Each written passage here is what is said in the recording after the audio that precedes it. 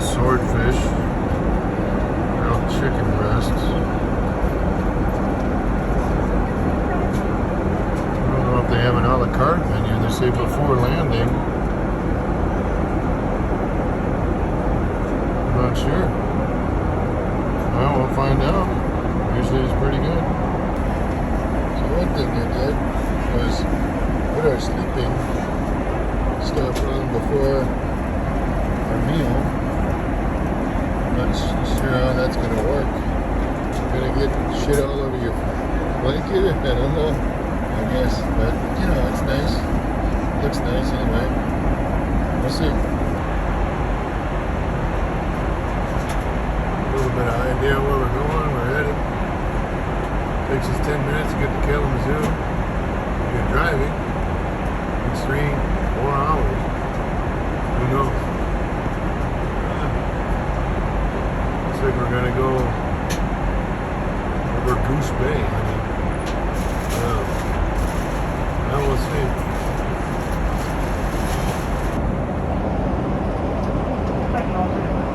Well, this is. We didn't order this, right? It's an appetizer, right? It's automatic?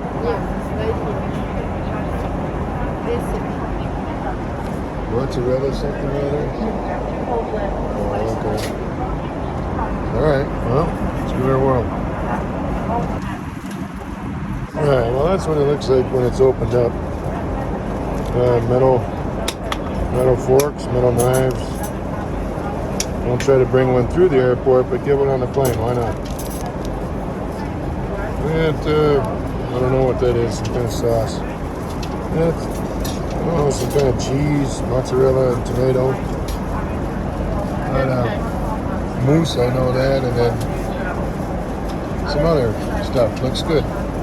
Oh, and I did get my mimosa, so thank God for that. Took them a long time, but well, we won't complain about everything. Yeah, so let's dig in. We'll go yours. You good? Good, I like it. Well, which part did you eat first? The cheese? Cheese and tomato, olive, Cheese, and, tomatoes, and olives. and some salt. I don't know. Some sauce that you're not aware of. Could be arsenic, but you'd be eating it. Yeah. Well, bon appetit. Alright, there's the rigatoni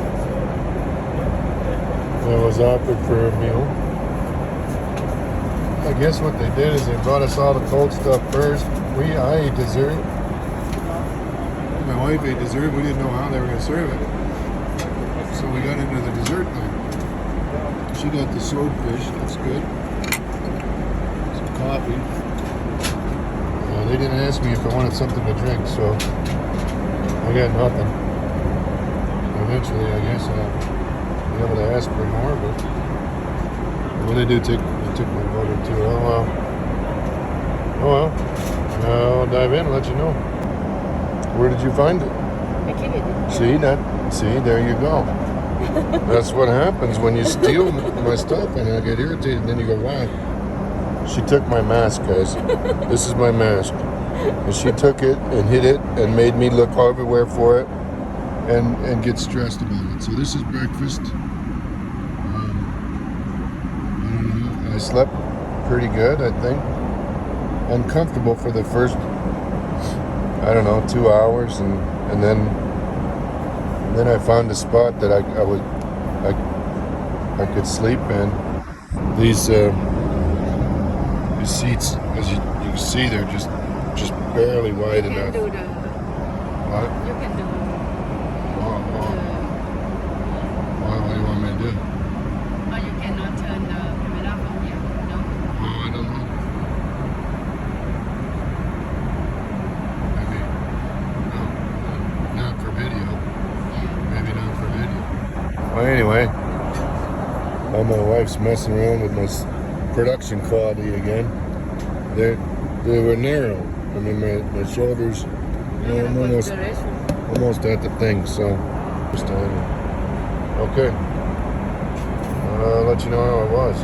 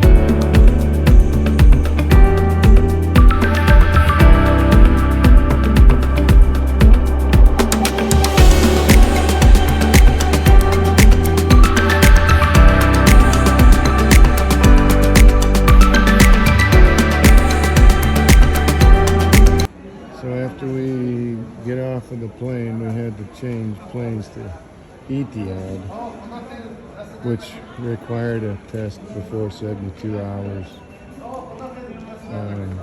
Turkish airport or Istanbul, the new one anyway, has got all of these people doing different tests, but you got to know which test you're doing for each airlines. They're all different, so. But it's readily available. I guess that's pretty cool. And sadly, all these spaces are rented for COVID tests. Then they want to know what hotel we're staying at. We're not trying to stay at a hotel. We just want to go back in the airport, check our luggage back in, and sit in the lounge for 10 hours or whatever the hell it is. Yeah. So, I don't know, but it's a big, big airport. Huge airport. So, to recap, Turkish Airlines would not bring us to Phuket. Lady on the plane, one of the chef or something like that, she said, yeah, they didn't have agreements with Thailand to work in the Phuket sandbox, but yet they accommodated. Well, they booked us 3 different times, and 3 different times they failed us. So then in order to get there, we had to go to Etihad. Well, in order to do that, you gotta get a visa, cost us $60 to exit through customs, pick up our luggage.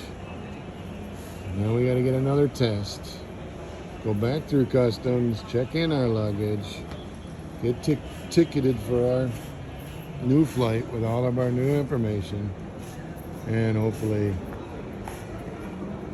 get on the damn flight and end up in Phuket at some point in this decade. Traveling during COVID is basically not recommended. If you can avoid it, don't do it, especially to Thailand. Okay, so we had to stay a night. Fortunately, really, thank God, they had a hotel here just right in the airport. So our flight for Etihad is tomorrow at 2:40, and right now it's about 7 o'clock p.m. local time. So, and we hadn't had anybody in the counter at Etihad, and we had just a ton of luggage. Hello, honey. We had a ton of luggage that we had to get out. So we had to leave to go through customs, get our luggage, go back, get another PCR test for our flight tomorrow, because the one we took before we left Chicago was expired by the time we take our flight tomorrow. So we had to get another one, and then I got really pissed off because it looked like we were going to spend 24 hours in a damn hotel, or not a hotel, but a sitting area out there, waiting area in the airport. And then I said, well, I saw an advertisement for a hotel, and then I said, let's do it. Let's go.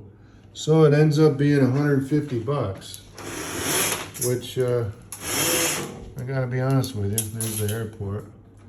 I would happily spend $150, for an overnight. So you get a shower, you get a shave, and you get the 3 S's.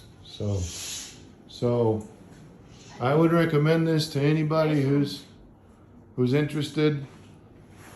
It seems very clean, very nice. Plenty of room for, here's a shower, and I'm sure that's the shitter. But, yeah. Hey, listen, when you're desperate times call for desperate measures, and I'll tell you, they did this right. So kudos to them. called Yotal, Yotal. It's in the Istanbul airport. So check them out if you're ever through here, and if you need to spend some time, I recommend it. So far. All right, here's an update for you. So we get to all this other garbage, all this Turkish airlines crap, and believe me, we met multitudes of people that are doing the same thing. Hell, I'll give you an idea. One poor lady's from Los Angeles. She didn't get her COVID test, but she had called the airlines before the COVID test. And this is how little they know. Okay, she said, "Well, do I need a COVID test? I'm vaccinated. Do I need a COVID test to go back to the United States?" Now, granted, she should have checked the International Air Travel Association website and found out, yeah, well, I mean, we know we do have to and all that good stuff. But she didn't do that. She relied on the airlines to know that they're flying to the U.S. They ought to know, right? So they said, no, don't worry about it. Don't worry about it. And by the way, when we left the United States, all they asked for was the vaccination card, not our COVID test. So it would have made sense for anybody to say, oh, well, maybe it's not a big deal. Okay, now here's the thing. They got a rapid COVID test downstairs. I think we showed you that. So she goes down there. She takes that in a hurry. She gets it. She gets her negative results. She runs back upstairs to the check-in counter. They take her bag. They tell her, hey, you hurry up. You get through security, whatever, get to the gate. You'll be fine. We'll call the gate. We'll let them know that you're on your way. She gets there. They said, no, you can't board. Sorry. Can't board. You got to go. They just told her she had to go. They didn't give her any excuse, no reason, no nothing. Just, yeah, you got to go. We'll put you on another flight later on tonight. Or tomorrow. Or whenever the hell else when they want to put you on a flight.